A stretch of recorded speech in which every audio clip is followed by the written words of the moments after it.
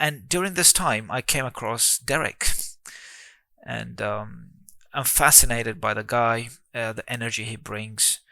And it's been only 2 years. I think he quit Christianity when I started working on the Quran project. I think that's when it happened.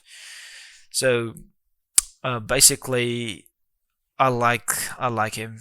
Um, I see myself in him, like the energy that he brings. Really, you know what I mean? That's where I see myself in Derek. Hello, everybody. This is Masood Ahmed, your host at Allah's Narrative. I hope some of the videos you might have found some interest watching them and might have learned a thing or two from them. So, I'm intending to beef up this channel unlike before. I've had this channel for quite some time, since I've wrote my first book, which is like in 2018. That's when I named the book Allah's Narrative, because 2018 January was when I first released my very first book, which is Allah's Ancient Astronomy, Allah's Narrative. It's a book based on the creation of planet Earth and its skies, primarily its skies, the sky design of planet Earth. So that's when I actually opened this channel to reach out to people, but it didn't quite work out, and I had to basically learn public speaking. It was quite new, and really talking the whole book out wasn't really easy coming to myself in the beginning. And I did not even know techniques of how I could do it, like write the scripts and read them out and stuff like that. Okay, I carried on writing more books, which my second book, Creation of Earth and Origins of Life, was my second, and my third is Ancient Astronomy, Sharia for Australians, Allah's Narrative. It's a book that I wrote in response to how atheists thought about God's religion and law being cruel and a mismatch to 21st century life of modern societies. So basically, I wanted to show them that it's not how they understand God's law to be. Rather, it's very benign, and it's in favor of humanity, and it can help humanity take many more leaps into the future. Nonetheless, even after that, which was like the book release was just after COVID hit the globe, which is like around March 2020 is when I released Sharia for Australians. And after that, basically, I was failing. I was basically facing disapprovals from the community of believers. So I did not quite think about starting on YouTube during that time. And during that time, I basically, like for a year and a half or two, I basically retired to myself to figure out what to do, or basically I was tired, sick and tired of not making progress with my books with the community, and I had to do a few chores at home. And anyway, in short, I did not work on YouTube during that time, and towards the end of that time, like year and a half of gap, I did start on YouTube, making some YouTube videos, which now I've taken them off from YouTube, because even when I started with YouTube during that time, I did not know the art of talking and basically interfacing over the medium, and body language was one of those concerns, which if I go back and look at those videos, I wouldn't want them to be there. But nothing wrong in those videos, but it's just that expressions and the scary, the fearsome body language. Nonetheless, I think after that, those brief uh, couple of months of making videos for YouTube, I went back to a major project, which I'm very happy now at this point in time.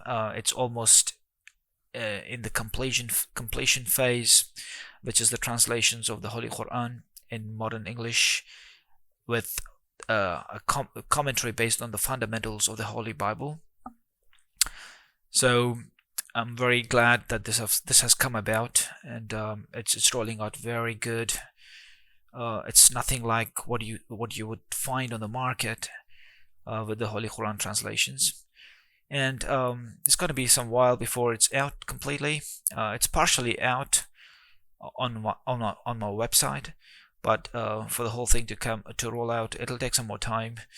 And yeah, now I think, and during this time I came across Derek, and I'm fascinated by the guy, the energy he brings. And it's been only 2 years. I think he quit Christianity when I started working on the Quran project. I think that's when it happened.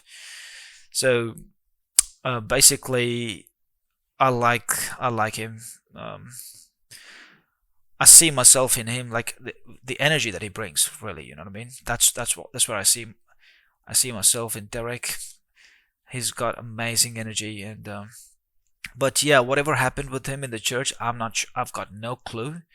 Although that he has put out a video about it, but yeah, nonetheless, whatever went wrong with him, he has, I believe, taken a completely extreme position of reacting to his experiences in his church, which I believe he has no justification for. I really question Derek Lambert if he has substantiated his decisions to completely disbelieve in Almighty God. As far as the cults goes, like there's ample of those. Like Christianity has cults, and Islam has some cults within it. Like what I mean by cult is any branch out of a religion that does not justify its belief publicly and is not transparent in answering to the public. So that group, in my definition of the word, becomes a cult. Okay, so there's cults in the mainstream religions.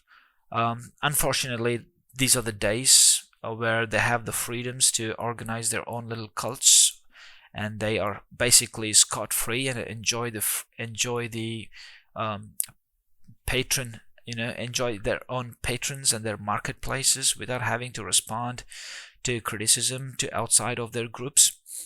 So I don't know what went wrong with Derek, basically, in the cult he lived. But now,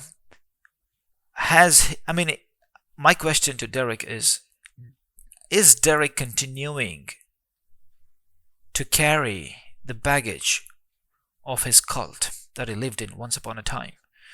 Or does he believe in justifying his beliefs? If he's out there believing with a firm belief that he would justify whatever decisions he has made in terms of beliefs, then I'm here to question those. Okay, and you have to help me out. You guys have to help me out. His fans, I'm asking you to help me out in reaching out to Derek, to ask him, to question him, to inquire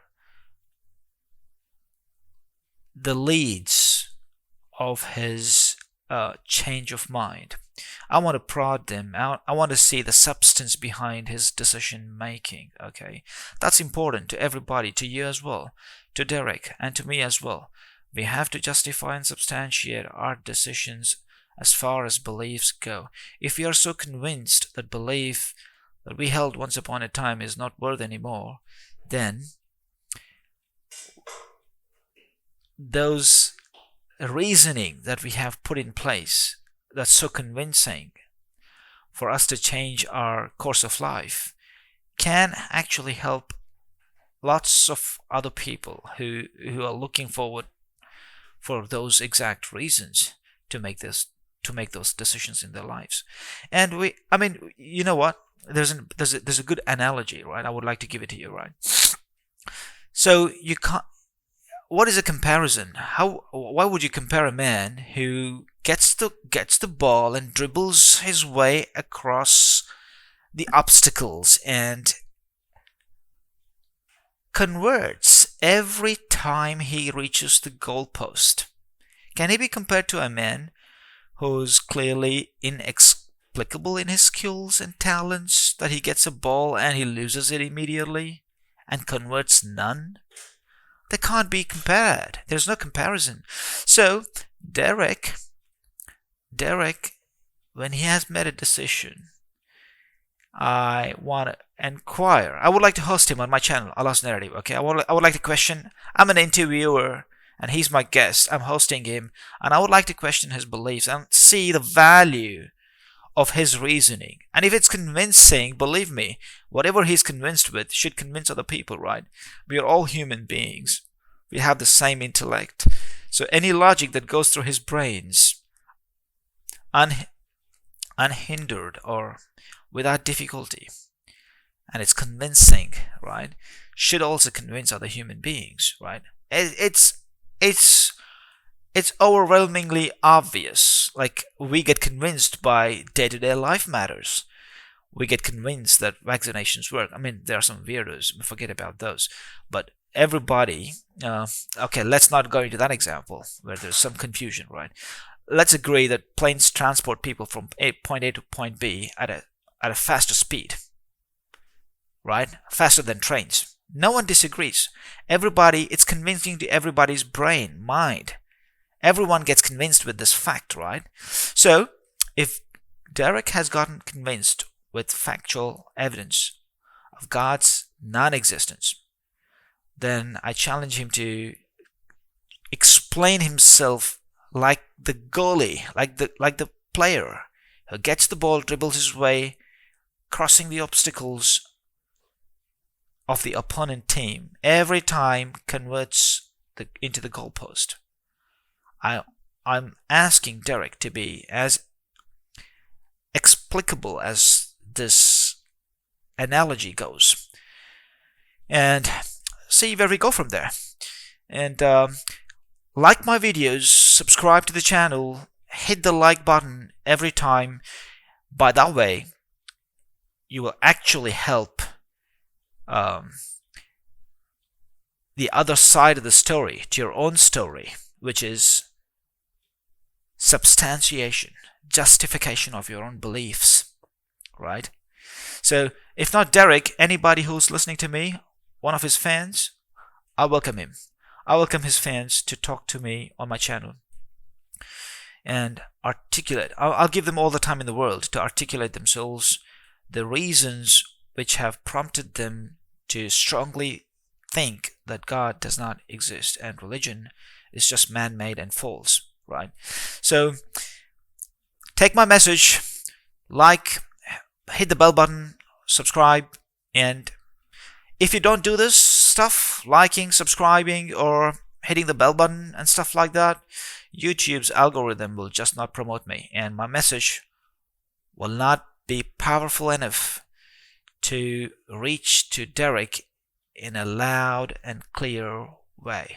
Okay, and I like the dude. Derek is my champ. I call him a champ, and basically, he's doing a lot of good stuff. I appreciate that. Okay, and yeah, so I'll see you in my next video. Until then, bye.